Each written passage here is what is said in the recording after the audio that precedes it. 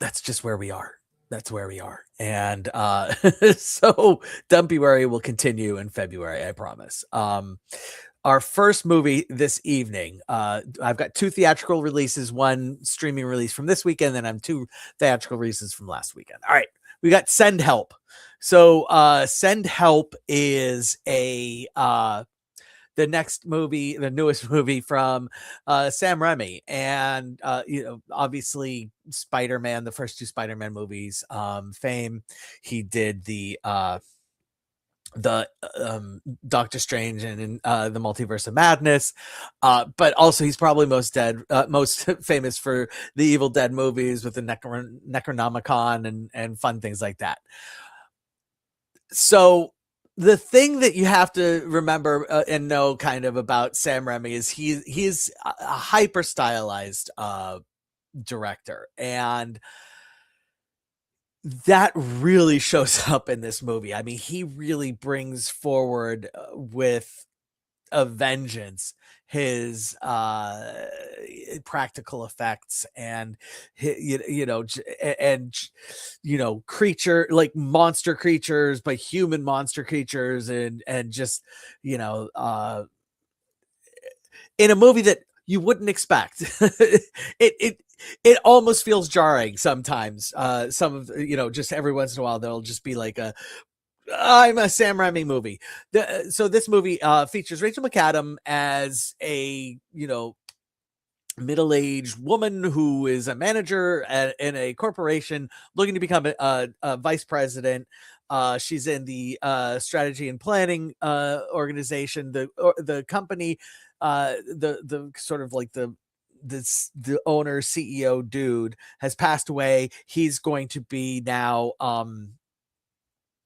the organization is now going to be taken over by his son, who's a bit of an asshole, and instantly submarines Rachel McAdams' opportunity to for promotion by deciding to instead promote his friends, a little nepotiz. And but unfortunately, she's really important for a merger and acquisition that they're doing. So they keep her on board for this one thing, and they have to fly her out to Singapore with them. And there's a plane crash. Now, if you've watched this show before, I freaking love plane crashes. And so I was, the fact that this movie has a plane crash and it was very, very obvious from Jump Street, and so therefore I have been on top of this movie from the first time I saw a trailer for it, and it was okay. You know, they some of the effects during the plane crash were really bad computer effects, and I know I try not to complain about computer effects, but it just was not necessary. Like, they showed one guy's like get hit in the mouth with something and his teeth fly out, and it's like we don't need that. Like, it's just not like it was just. So this did have a 3D release, which isn't super common anymore. I did not get to see it in 3D. And I wish that I had, but then also it's like, if we're just going to do the 3D release so that we can have digital teeth flying across the screen, it's like, I'd rather not. But once this movie picks up as soon after the plane crash. So the plane crash is basically a prelude from what happens when Rachel McAdam and her horrible boss land on the island and find themselves stranded, and he becomes dependent on her to survive because she knows survival tricks. She is a fan of Survivor. She's not a cat lady, she's a bird lady. And so her and her bird watch Survivor, and anyway, this movie is about power corrupts, and absolute power corrupts absolutely. And how terrible can somebody get when the role of power, when the power dynamic flips? And it's very obvious that you are supposed to root for Rachel McAdam because it's basically you're a revenge flick and you want to root for Rachel McAdam. But but Sam Raimi makes it really, really difficult to root for Rachel McAdam. And I'm not just saying because she goes overboard in her revenge, because I'm not sure that you could go like I I'm fine. Like anything you want to do to deal with the fact that this is a you know, terrible person, I'm fine with. Uh, but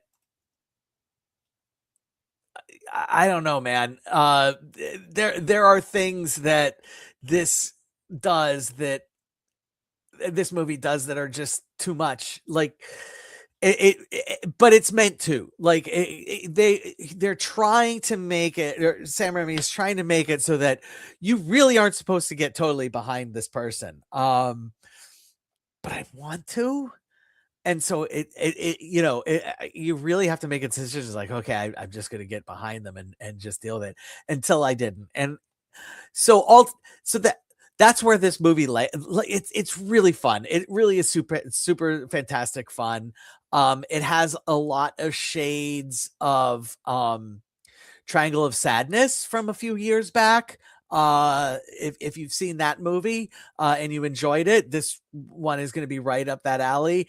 Not quite as funny, but it's definitely funny. But has different power dynamics going on. Look, Rachel McAdams amazing in this movie, just absolutely amazing. And if you like Rachel McAdams, definitely go for it. If you like revenge flicks, definitely go for it. But there's not a lot here that you haven't seen elsewhere, and that it feels like a Lego build of a whole bunch of other stuff that totally works, but also maybe not the professional Lego build, maybe not the best Lego build ever. So here at Real to Real Talk, I do tacos instead of stars. And if we feel like something deserves a little extra kick, instead of doing half a taco like you would with a half a star, we add guac. Why? Because nobody needs to have a fucking taco. I'm giving this one three tacos plus guac. There's so much to like about this movie. It really is close to being a 4 taco movie, but end of the day, I feel like the movie really hamstrings the viewer from if you want to get lost in this movie and just enjoy what's going on, it's not going to let you do that. It's just not going to let you do it. It's going to say, sorry, we want to make you feel bad about rooting for this person for doing terrible things. And I think every once in a while it's okay to root for somebody doing terrible things. And I would have liked to have done that this time, but I don't get to, but that's okay. All right. Next movie, Jason Statham's latest film, Shelter. In this movie, Jason Statham plays a former military,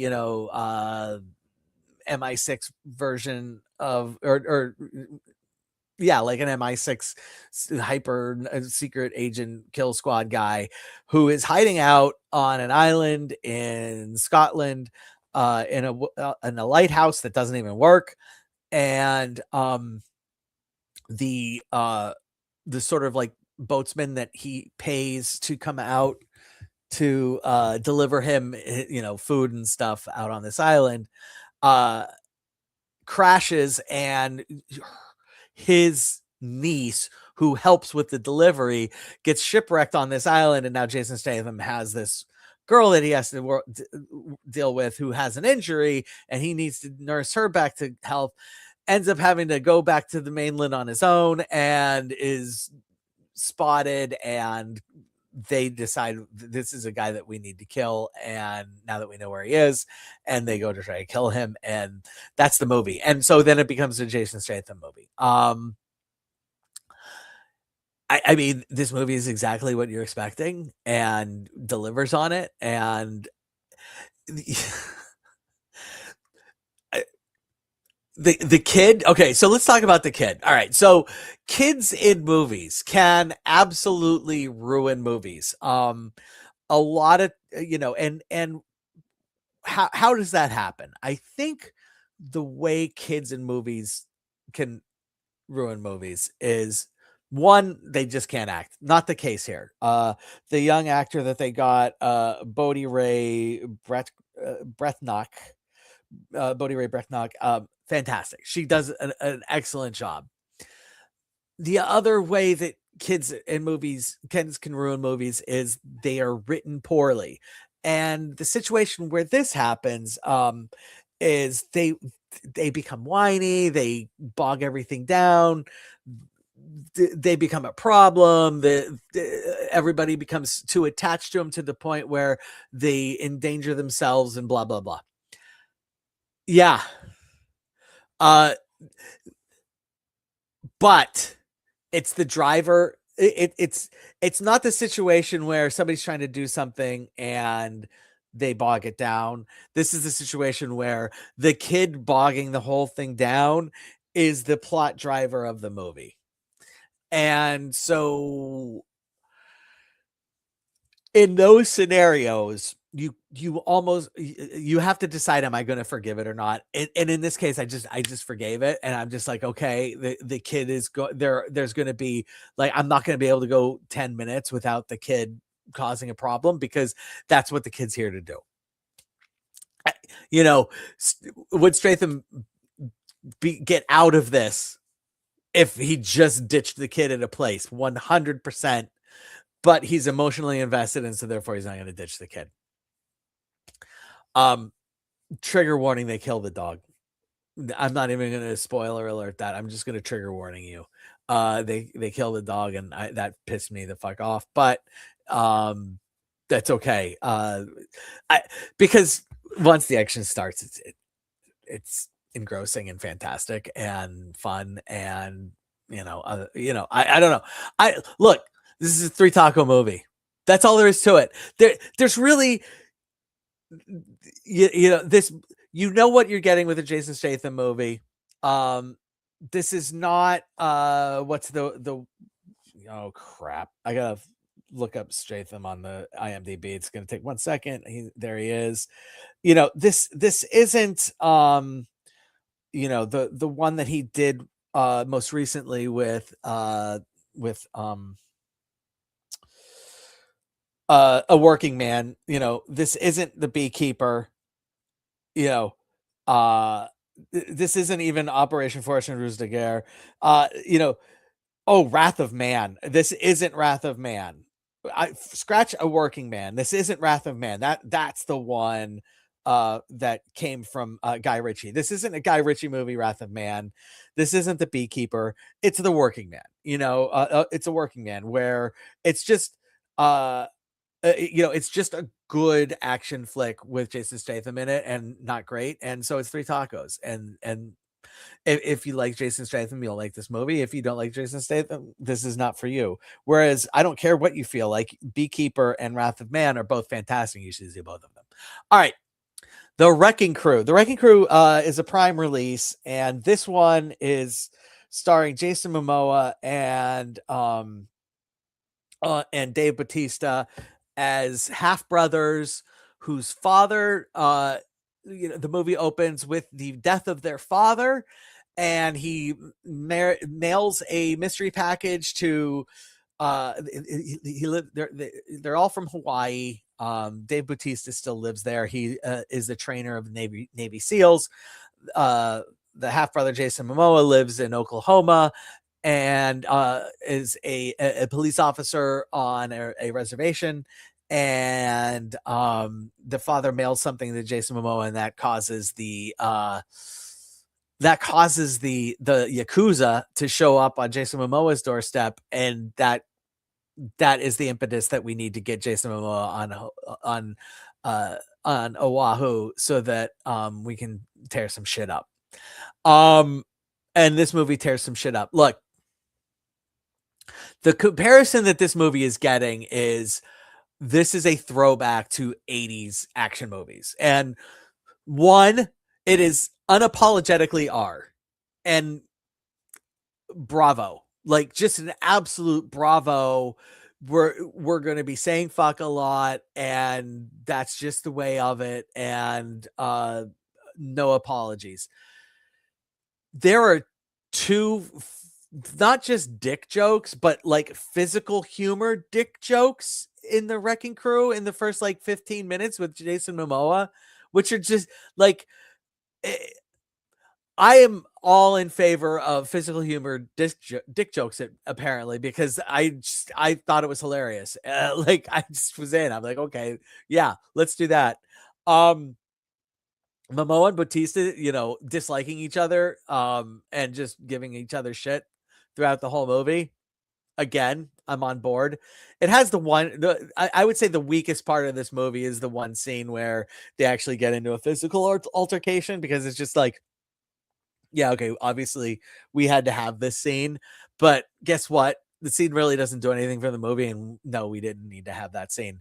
I would have much rather have a scene if like somebody jumped them and they fought together, and that was like, I feel like there are two ways that to have the the characters that are at odds with each other get together, and like there's we have to fight each other and then realize, no, we're fighting the wrong people, or we have to get in a situation where the chips are down and we have to fight, and we know that working together is only going to be the only way to win. And I feel like that's in the first Avengers movie, we just needed to see Iron Man, Captain America, and Thor beat the shit out of each other. We needed to see that. In this movie, I don't feel like we needed to see Momoa and Batista beat the shit out of each other, but we get it, and that's fine.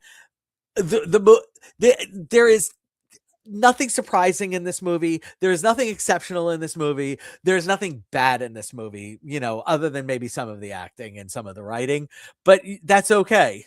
Like, that's not what this movie's about. Look, I fucking love Cobra, all right? And there's the writing in this is like 10 times better than the writing in Cobra, and I would watch this movie over and over and over again.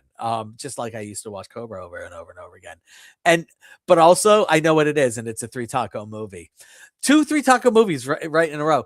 Totally different feel to each other. This movie is obviously, like I said, it is a throwback to 80s action movies, and a worthy a worthy addition to that lineage. It's interesting because this movie was directed by the dude who wrote Blue Beetle, and written by the guy who wrote the Adam Project.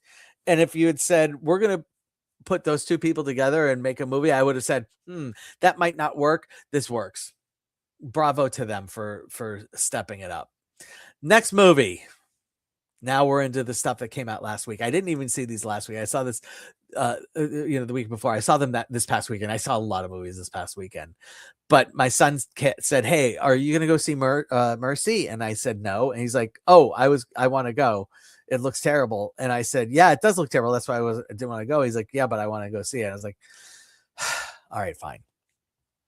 So I went and saw Mercy. So Mercy is, for those who need to refreshers, the movie starring Chris Pratt and Rebecca Ferguson, where Chris Pratt is a cop who has been framed with murder, and we live in the not too distant future in Southern California, where where murders are adjudicated using AI. You have 90 minutes and the full access of all of the cameras throughout Southern California and whatever, because you have to be connected to the network, and they have access to everything, and it's a very big time Big Brother watching thing. And Rebecca Ferguson plays the AI judge who is going to determine your likely guilt, and if you're 80% or higher guilty, they're going to kill you. If you're under 80%, they're not going to kill you. All right. This movie's getting just absolutely shit on. And I went into the movie expecting to absolutely shit on it. And is the writing terrible? Yeah, the writing is terrible. Is the acting subpar, even with Rebecca Ferguson. Yes, the acting is subpar even with Rebecca Ferguson. And I think that's because the directing is just really poor. And the thing that upsets me is that this is directed by the guy who directed Abraham Lincoln Vampire Hunter, and I fucking love that movie. So I would want to love this movie because it came from him, but the other stuff that he's done has been not very good. And so I think that, like, he just had one decent movie in him, and then everything else has just been mediocre, and this is not even mediocre. The problem, the skeleton of this movie, okay, I get it, and okay, it makes sense. The problem with this movie is that the writer sat down and said, I am going to write an intelligent movie about AI and the dangers of trusting AI to blah, blah, blah, blah, blah, blah, blah. And but in the end, we're going to say that AI, as dangerous as it is, it can also be helpful. And it's like, it's just, it is so pseudo intellectual, and it just really doesn't work at all. It just doesn't work. Like, Chris Pratt can't sell it. The writing can't get out of its way. The morally ambiguous usage of AI can't get out of its way. And it's just so cold and so like, no, like, and the resolution is like, oh no, like, and it's so cheesy, and while it's not like super hyper predictable, it's also kind of like, oh well, yeah, no, that is predictable, like, at, you at least know where this is going, even if it's like, okay, so who actually did it is not like immediately evident. As soon as like you get about more than halfway in, it's like, oh, okay, I know where this is going. And the the conflict of, oh, is AI good? It's no, AI is not good, and no, AI is not like you can't be this morally gray about how terrible AI is and can be. That's where I land, and AI is not a morally gray, like, it. Yes, there are aspects of AI that are morally gray, but not in this case, and certainly not when we're talking about just deciding the whether people get to live or die. But I also didn't hate it. I didn't like it, but I didn't hate it as much as I thought I would. This is just, it's a 2 taco movie, and they're not great tacos, but like, I would never want to watch it again unless, like, I wouldn't leave the room if somebody started it. I would try to, if somebody said, I really kind of want to watch this movie, I would try to push them in another direction. But ultimately, if they insist, I'd be like, fine. So this is, uh, yeah, it's just, okay. Testament of Anne Lee was the other movie that came out last week. This one just bombed in the theaters, and it upsets me. Of all the movies that I saw, the 5 movies that I saw this weekend, and I'm talking about, this is the best. Like, we're just gonna spoiler. This is the best. This is the one I was looking forward to seeing the most. This is the only one where you can make an argument that anybody deserves an Oscar nomination. But unfortunately, that didn't happen, and there was a lot of talk. This is Amanda Seyfried plays Anne Lee, the founding figurehead of the Shaker movement, and it's like, it's a biopic of Anne Lee's life, and really what what really it is, especially in this, what it's trying to accomplish here, is it is an exploration of the cult of personality, and it is an exploration of the things that people will do um to appease the cult of personality, and the things that people will do who are the you know, Anne Lee herself, the figureheads that make up the cult of personality, the things that they will do to maintain their their handle on what is their reality. And it's, man, this one of the most interesting parts about this movie is actually as a musical, but the music is just fantastic. All of the choreographed scenes, so the shaker movement, a lot of like dancing around and shaking and just gesticulations, and there is a lot of like they do a lot of singing, and it's singing for the Lord, but it be she, like, I didn't know this about Anne Lee, but she puts herself as a the next coming of the Lord, and it's, fuck, I didn't know that was the case, and that's fucked up, and she believes it, and she gets people to believe into it, and that's fucking weird. And wow, it's just it you get that, you get the feeling, and you understand that people fall into this scare of, I need to have purpose, and this person fills me with purpose.